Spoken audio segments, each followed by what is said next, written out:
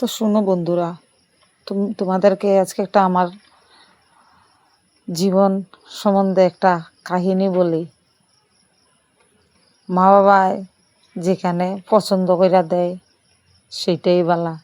কারণ আমি আমার জীবনে বহুত বড় একটা শিক্ষা পাইছি আর বহুত বড় একটা আঘাত পাইছি।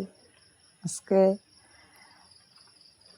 আমি যে পরিস্থিতির দ্বারাই আছি, আজকে যদি নিজে পছন্দ কইরা না আইতাম আজকে মা বাবারে গিয়া দুষতে পারতাম।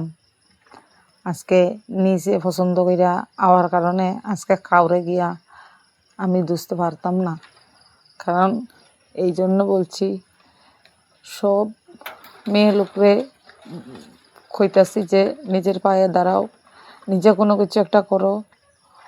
আজকে আমি যদি একটা এই জায়গায় দাঁড়ায় যদি একটা কোনো কাজ বাজ বা কোনো একটা চাকরি বাকরি বা কোনো কিছু একটা করতাম, তে আজকে আমার নিজের সন্তানটারে নিয়ে আমি অন্য জায়গায় হয়তো বাড়া থেকে সুখে শান্তিতে থাকতে পারলাম না।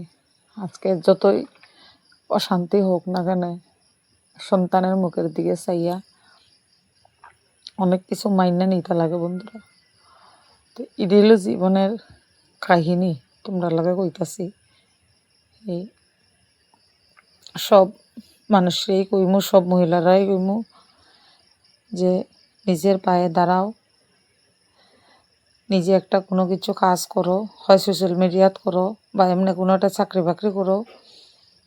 জীবনে কার মুড কোন সময় পাল্টাইয়া যাইব এটা কেউ কইতে পারে না। আজকে